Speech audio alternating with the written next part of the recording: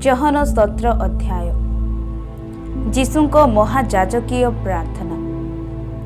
जीशु एही समस्त कथा कही स्वर्ग आड़े ऊर्ध्व दृष्टि करी कहिले, पित समय उपस्थित हेलाणी, तुम्भर पुत्र को महिमान्वित कर जेपरी पुत्र तुम्भको महिमान्वित करते।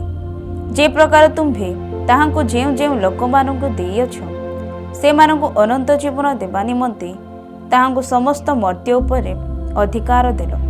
आउ एकमात्र सत्य ईश्वर जे तुम्भे तुम्भको व तुम्भर प्रेरित जीशुख्रीष्ट को जानिबा अनंत जीवन अटे। तुम्भे मते जेउ कर्म करिबाकु देइअछ ताहा मो समाप्त करी पृथ्वी रे तुम्भको महिमान्वित करिअछि। आउ एबे हे पिता, जगतर सृष्टि पूर्वे तुम्भ सहित मोहर जे महिमा थिला तद्वारा तुम्भे मते तुम्भ सहित महिमान्वित कर। तुम्भे मते जगत मध्यरु जेउ लोकमानकु दान कल, मु सेमानक निकटरे तुम्भर नाम प्रकाश करिअछि। सेमाने तुम्भर थिले व तुम्भे सेमानकु मते दान कल, आउ सेमाने तुम्भर वाक्य पालन करिअछन्ति। तुम्भे मते जहा जहा दान करिअछ सेही सबु जे तुम्भठारु उत्पन्न, एहा सेमाने एबे बुझी अछन्ति। कारण तुम्भे मते जे समस्त वाक्य दान कल, मु सेमानंको सेही सबु दान करिअछि, आ सेमाने ग्रहण करिअछन्ति। पुणी मु जे तुम्भ निकटरु आसिअछि ताहा सत्य रूपे जानिअछन्ति व तुम्भे मते प्रेरण करिअछ बोली विश्वास करिअछन्ति। मु सेमानंको निमंते प्रार्थना करूअछि, जगत निमंते प्रार्थना करू नाही, किंतु तुम्भे मते जेउमानंको देइअछ सेमानंको निमंते प्रार्थना करूअछि। कारण सेमाने तुम्भर, जहा जहा मोहर सेही सबु तुम्भर, पुणी जहा जहा तुम्भर सेही सबु मोहर, आउ मु सेमानंको ठारे महिमान्वित होइअछि। मु आउ ए जगतरे रहु नाही, किंतु ए माने जगतरे रहुअछन्ति। पुणी मु तुम्भ निकटको जाउछि।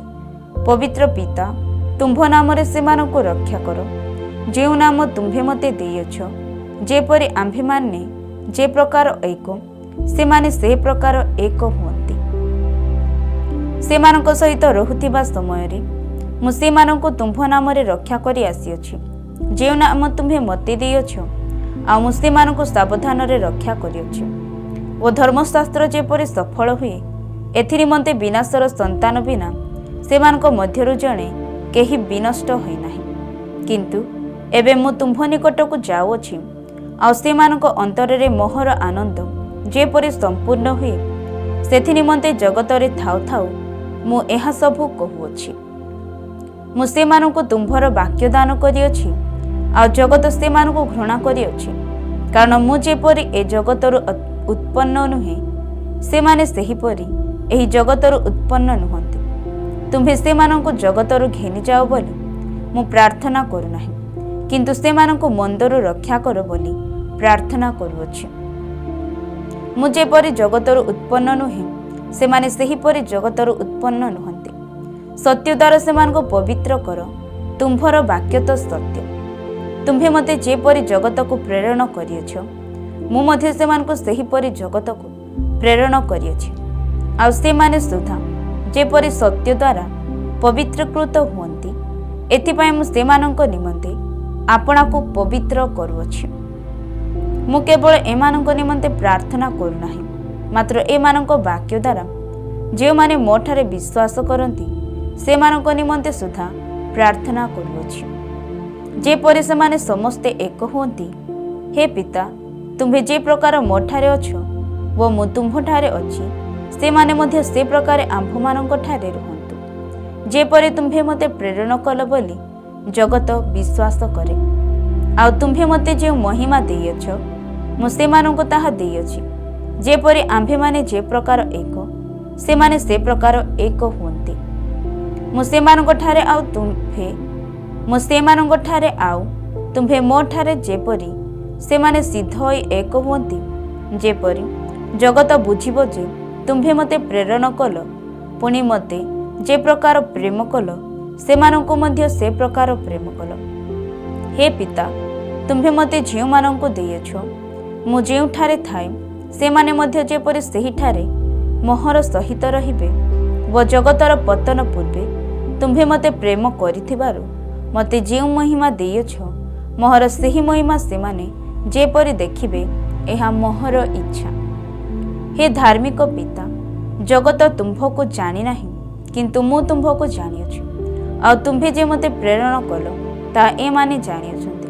ପୁଣି ତୁମ୍ଭେ ମୋତେ ଯେଉଁ ପ୍ରେମରେ ପ୍ରେମ କଲ ତାହା ଯେପରି ସେମାନଙ୍କଠାରେ ଥାଏ ଓ ମୁଁ ସେମାନଙ୍କଠାରେ ରହେ, ଏ ନିମନ୍ତେ ମୁଁ ସେମାନଙ୍କୁ ତୁମ୍ଭ ନାମ ଜଣାଇଅଛି ଓ ଜଣାଇବି। ଜହନ 18 ଅଧ୍ୟାୟ।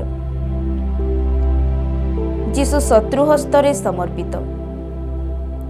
ଯୀଶୁ ଏହି ସବୁ କଥା କହି ଆପଣ ଶିଷ୍ୟମାନଙ୍କ ସହିତ କିଦ୍ରୋନ ଜଳର ଆର ପାଖକୁ ବାହାରି ଗଲେ। ସେଠାରେ ଗୋଟିଏ ଉଦ୍ୟାନ ଥିଲା, ଆଉ ସେ ଓ ତାଙ୍କ ଶିଷ୍ୟମାନେ ସେଥିରେ ପ୍ରବେଶ କଲେ। ଯେଉଁ ଯିହୁଦା ତାହାଙ୍କୁ ଶତ୍ରୁ ହସ୍ତରେ ସମର୍ପଣ କଲା ସେ ମଧ୍ୟ ସେହି ସ୍ଥାନ ଜାଣିଥିଲା, କାରଣ ଯୀଶୁ ଅନେକ ଥର ଆପଣ ଶିଷ୍ୟମାନଙ୍କ ସହିତ ସେ ସ୍ଥାନକୁ ଯାଉଥିଲେ। ଅତଏବ ଯିହୁଦା ସୈନ୍ୟ ଦଳ ପୁଣି ପ୍ରଧାନ ଯାଜକ ଓ ଫାରୁସୀମାନଙ୍କଠାରୁ ପ୍ରାପ୍ତ ପଦାତିକମାନଙ୍କୁ ଘେନି ବତୀ, ମଶାଲ ଓ ଅସ୍ତ୍ରଶସ୍ତ୍ର ଧରି ସେଠାକୁ ଆସିଲା। ସେଥିରେ ଯୀଶୁ ତାହାଙ୍କ ପ୍ରତି ଯାହା ଯାହା ଘଟିବାକୁ ଯାଉଅଛି ସେହି ସବୁ ଜାଣି ଆଗକୁ ଯାଇ ସେମାନଙ୍କୁ ପଚାରିଲେ, ତୁମ୍ଭେମାନେ କାହାକୁ ଖୋଜୁଅଛ? ସେମାନେ ତାହାଙ୍କୁ ଉତ୍ତର ଦେଲେ, ନାଜରିତୀୟ ଯୀଶୁଙ୍କୁ। ସେ ସେମାନଙ୍କୁ କହିଲେ, ମୁଁ ସେହି। ଯେଉଁ ଯିହୁଦା ତାହାଙ୍କୁ ଶତ୍ରୁ ହସ୍ତରେ ସମର୍ପଣ କଲା ସେ ମଧ୍ୟ ସେମାନଙ୍କ ସାଙ୍ଗରେ ଠିଆ ହୋଇଥିଲା। ଯୀଶୁ ଯେତେବେଳେ ସେମାନଙ୍କୁ କହିଲେ, ମୁଁ ସେହି, ସେତେବେଳେ ସେମାନେ ପଛକୁ ହଟିଯାଇ ଭୂମିରେ ପଡ଼ିଗଲେ। ସେଥିରେ ସେ ସେମାନଙ୍କୁ ଆଉ ଥରେ ପଚାରିଲେ, ତୁମ୍ଭେମାନେ କାହାକୁ ଖୋଜୁଅଛ? ସେମାନେ କହିଲେ, ନାଜରିତୀୟ ଯୀଶୁଙ୍କୁ। ଯୀଶୁ ଉତ୍ତର ଦେଲେ, ମୁଁ ଯେ ସେହି, ଏହା ତ ମୁଁ ତୁମ୍ଭକୁ ଜଣାଇ କହିଲି। ଏଣୁ ଯଦି ତୁମ୍ଭେମାନେ ମୋତେ ଖୋଜୁଅଛ ତାହେଲେ ଏମାନଙ୍କୁ ଯିବା ପାଇଁ ଛାଡ଼ିଦିଅ। ସେ ଏହା କହିଲେ ଯେପରି ତାହାଙ୍କ ଉକ୍ତ ଏହି ବାକ୍ୟ ସଫଳ ହୁଏ, ତୁମ୍ଭେ ମୋତେ ଝିଅମାନଙ୍କୁ ଦେଇଅଛ ସେମାନଙ୍କ ମଧ୍ୟରୁ ମୁଁ ଜଣକୁ ସୁଦ୍ଧା ହରାଇ ନାହିଁ। ସିମୋନ ପିତର ପାଖରେ ଖଣ୍ଡା ଥିବାରୁ ସେ ତାହା ବାହାର କରି ମହାଯାଜକଙ୍କ ଦାସକୁ ଆଘାତ କଲେ ଓ ତାହାର ଡାହାଣ କାନ କାଟି ପକାଇଲେ। ସେହି ଦାସର ନାମ ମାଲକ। ସେଥିରେ ଯୀଶୁ ପିତରଙ୍କୁ କହିଲେ, ଖଣ୍ଡା ଖାପରେ ରଖ। ପିତା ମୋତେ ଯେଉଁ ପାତ୍ର ଦେଇଅଛନ୍ତି ମୁଁ କ'ଣ ସେଥିରୁ ପାନ କରିବି ନାହିଁ? ହାନାନଙ୍କ ସମ୍ମୁଖରେ ଯୀଶୁ। ଏହାପରେ ସୈନ୍ୟଦଳ ପ୍ରଧାନ ସେନାପତି ପୁଣି ଯିହୁଦୀମାନଙ୍କର ପଦାତିକମାନେ ଯୀଶୁଙ୍କୁ ଧରିଲେ ଓ ତାହାଙ୍କୁ ବାନ୍ଧି ପ୍ରଥମେ ହାନାନଙ୍କ ନିକଟକୁ ଘେନିଗଲେ, କାରଣ ସେ ସେହି ବର୍ଷର ମହାଯାଜକ କୟାଫାଙ୍କର ଶ୍ୱଶୁର ଥିଲେ। ଲୋକସାଧାରଣଙ୍କ ନିମନ୍ତେ ଜଣେ ମରିବା ମଙ୍ଗଳଜନକ ବୋଲି ଯିହୁଦୀମାନଙ୍କୁ ଯେ ପରାମର୍ଶ ଦେଇଥିଲେ, ଏ ସେହି କାୟାଫା। ଯୀଶୁଙ୍କୁ ପିତରଙ୍କ ଅସ୍ୱୀକାର। ସିମୋନ ପିତର ଓ ଆଉ ଜଣେ ଶିଷ୍ୟ ଯୀଶୁଙ୍କ ପଛେ ପଛେ ଯାଉଥିଲେ।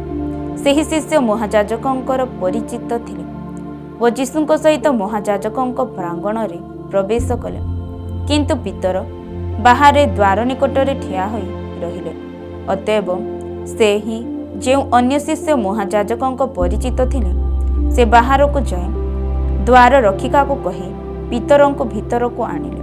ସେଥିରେ ସେହି ଦ୍ୱାର ରକ୍ଷିକା ଦାସୀ ପିତରଙ୍କୁ କହିଲା, ତୁମ୍ଭେ ମଧ୍ୟ କ'ଣ ଏହି ଲୋକର ଶିଷ୍ୟମାନଙ୍କ ମଧ୍ୟରୁ ଜଣେ ନୁହଁ? ସେ କହିଲେ, ମୁଁ ନୁହେଁ।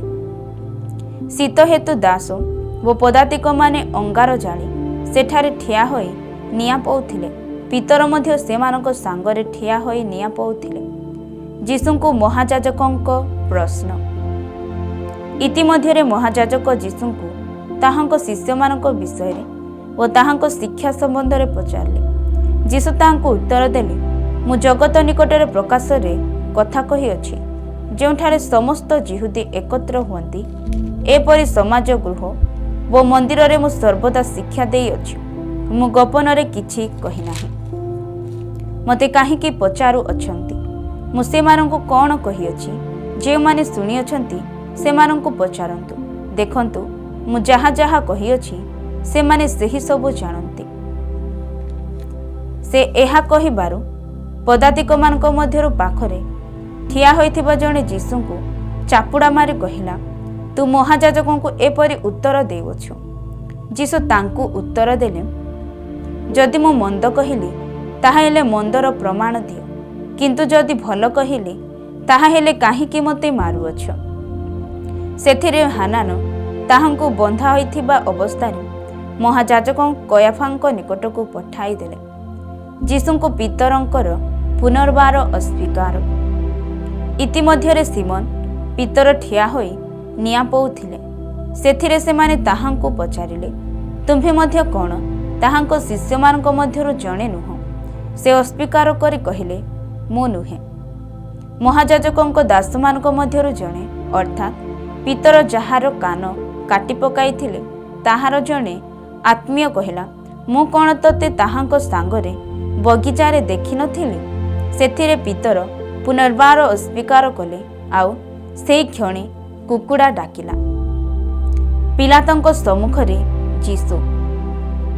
ପରେ ସେମାନେ ଯୀଶୁଙ୍କୁ କୟାଫାଙ୍କ ନିକଟରୁ ପ୍ରାସାଦକୁ ଘେନିଗଲେ।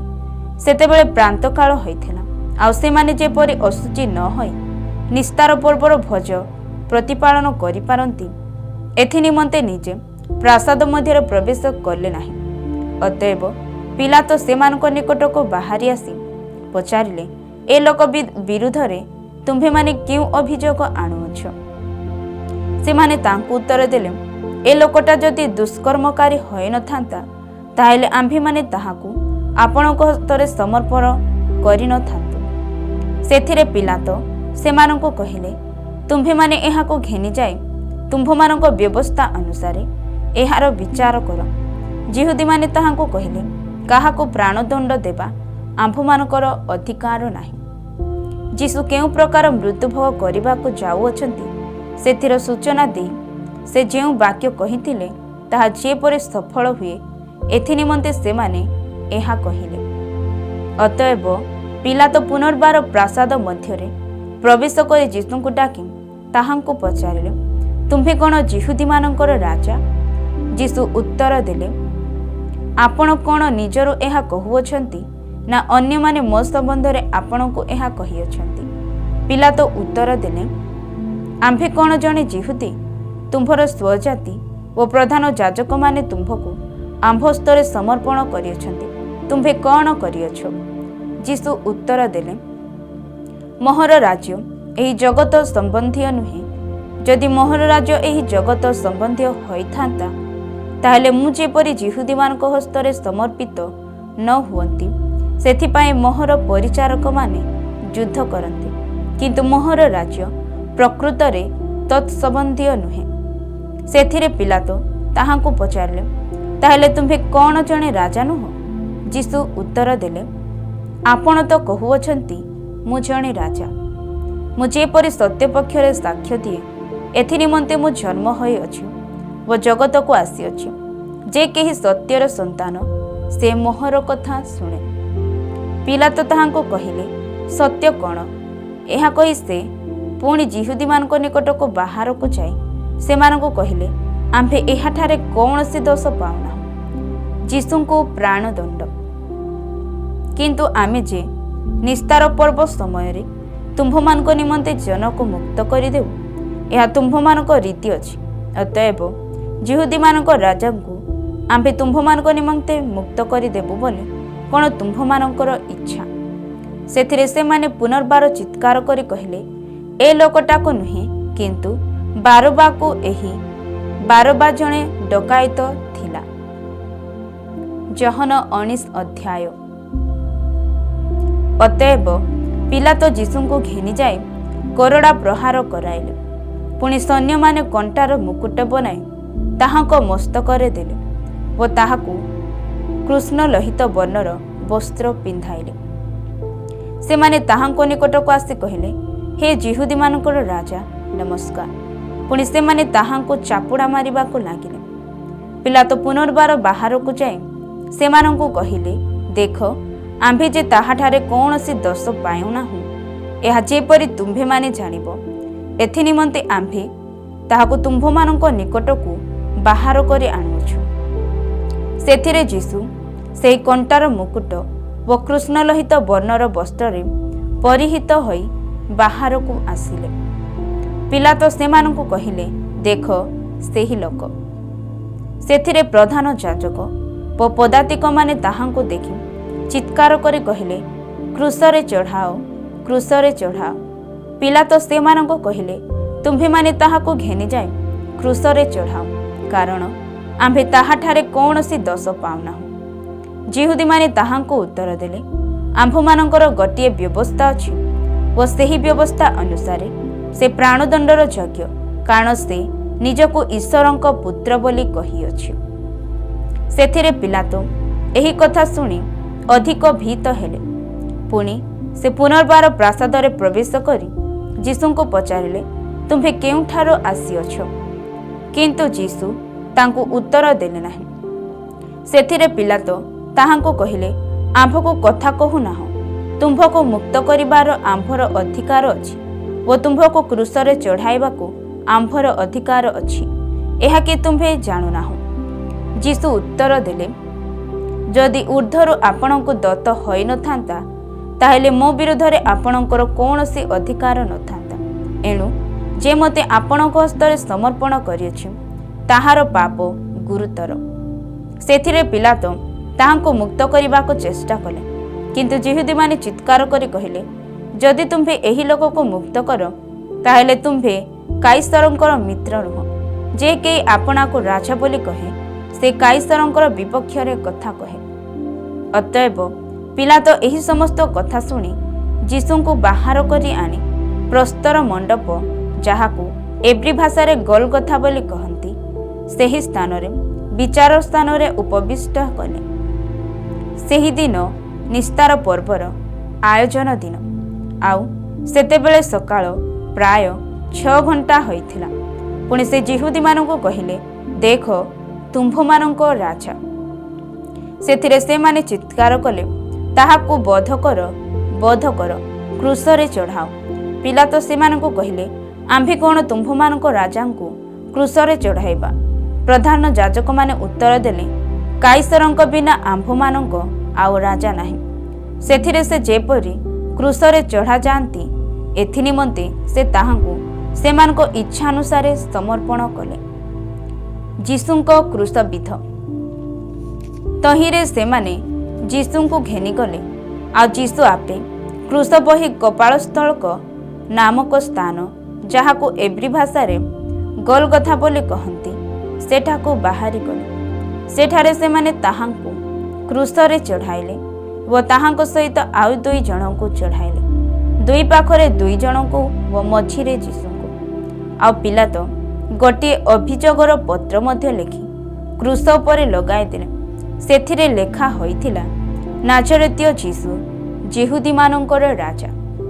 ଯିହୁଦୀମାନଙ୍କ ମଧ୍ୟରୁ ଅନେକ ଏହି ଅଭିଯୋଗ ପତ୍ର ପାଠ କଲେ, କାରଣ ଯେଉଁ ସ୍ଥାନରେ ଯୀଶୁଙ୍କୁ କ୍ରୁଶରେ ଚଢ଼ାଯାଇଥିଲା, ତାହା ନଗରର ନିକଟରେ ଥିଲା। ପୁଣି ସେହି ପତ୍ର ଏବ୍ରୀ, ଲାଟିନ୍ ଓ ଗ୍ରୀକ୍ ଭାଷାରେ ଲେଖା ହୋଇଥିଲା।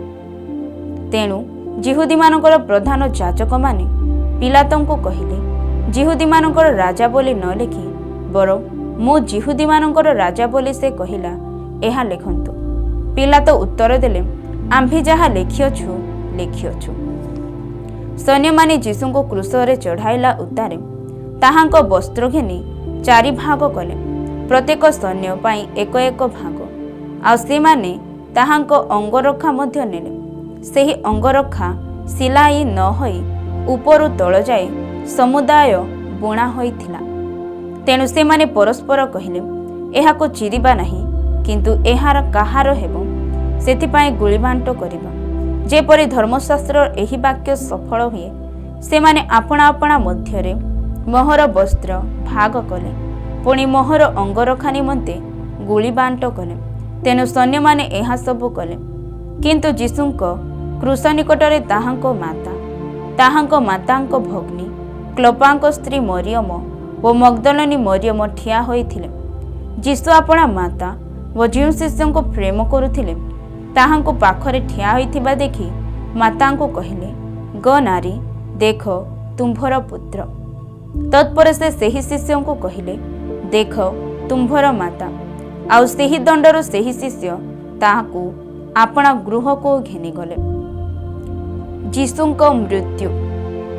ଏହାପରେ ଯୀଶୁ ଧର୍ମଶାସ୍ତ୍ରର ବାକ୍ୟ ଯେପରି ସଫଳ ହୁଏ ଏଥି ନିମନ୍ତେ ସମସ୍ତ ବିଷୟ ଏବେ ସମାପ୍ତ ହୋଇଅଛି ବୋଲି ଜାଣି କହିଲେ, ମୋତେ ତୃଷା ଲାଗୁଅଛି।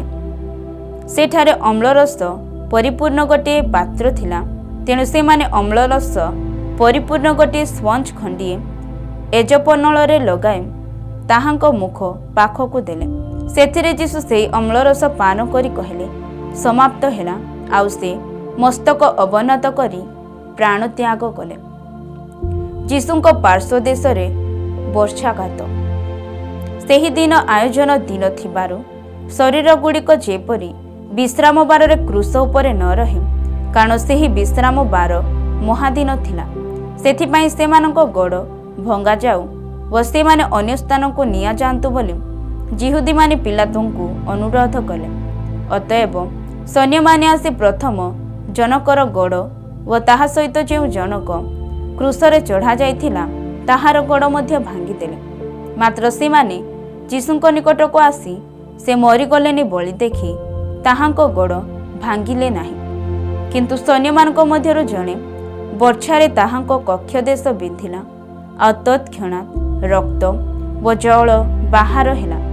ଯେ ଦେଖିଅଛି ସେ ସାକ୍ଷ୍ୟ ଦେଇଅଛି, ଯେପରି ତୁମ୍ଭେମାନେ ମଧ୍ୟ ବିଶ୍ୱାସ କର, ପୁଣି ତାହାର ସାକ୍ଷ୍ୟ ସତ୍ୟ।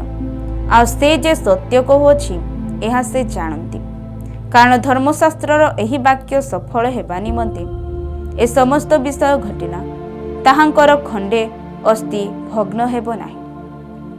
ପୁନର୍ବାର ଧର୍ମଶାସ୍ତ୍ରର ଆଉ ଗୋଟିଏ ବାକ୍ୟ ଏହି, ସେମାନେ ଯାହାକୁ ବିଧ କଲେ ତାହାଙ୍କ ପ୍ରତି ଦୃଷ୍ଟିପାତ କରିବେ। ଯୀଶୁଙ୍କ ସମାଧି। ଏହି ସମସ୍ତ ଘଟଣା ପରେ ଯେଉଁ ହାରାମାଥିଆର ଯୋସେଫ ଯୀଶୁଙ୍କର ଜଣେ ଶିଷ୍ୟ ଥିଲେ, କିନ୍ତୁ ଯିହୁଦୀମାନଙ୍କ ଭୟରେ ଗୁପ୍ତ ଭାବରେ ଥିଲେ, ସେ ଯୀଶୁଙ୍କ ଶରୀର ଘେନିଯିବା ନିମନ୍ତେ ପିଲାତଙ୍କୁ ଅନୁରୋଧ କଲେ। ସେଥିରେ ପିଲାତ ଅନୁମତି ଦେଲେ। ତେଣୁ ସେ ଆସି ତାହାଙ୍କ ଶରୀର ଘେନିଗଲେ। ଯେଉଁ ନିକୋଦିମ ପ୍ରଥମେ ରାତ୍ରିକାଳରେ ତାହାଙ୍କ ନିକଟକୁ ଆସିଥିଲେ, ସେ ମଧ୍ୟ ପ୍ରାୟ 50 ସେର ଗନ୍ଧରସ ମିଶ୍ରିତ ଅଗୁର ଘେନି ଆସିଲେ। ସେମାନେ ଯୀଶୁଙ୍କର ଶରୀର ଘେନି ଯିହୁଦୀମାନଙ୍କର ସମାଧି ଦେବା ରୀତି ଅନୁସାରେ ତାହା ସୁଗନ୍ଧି ଦ୍ରବ୍ୟ ସହିତ ସୂକ୍ଷ୍ମ ବସ୍ତ୍ରରେ ଘୋଡ଼ାଇ ଦେଲେ। ସେ ଯେଉଁ ସ୍ଥାନରେ କ୍ରୁଶରେ ଚଢ଼ା ଯାଇଥିଲେ ସେ ସ୍ଥାନରେ ଗୋଟିଏ ଉଦ୍ୟାନ ଥିଲା, ଆଉ ସେହି ଉଦ୍ୟାନରେ ଗୋଟିଏ ନୂତନ ସମାଧି ଥିଲା। ସେଥିରେ କେହି କେବେ ରଖାଯାଇ ନଥିଲା। ଅତଏବ ଯିହୁଦୀମାନଙ୍କର ଆୟୋଜନ ଦିନ ହେତୁ ସେହି ସ୍ଥାନରେ ସେମାନେ ଯୀଶୁଙ୍କୁ ରଖିଦେଲେ, କାରଣ ସେହି ସମାଧି ନିକଟରେ ଥିଲା।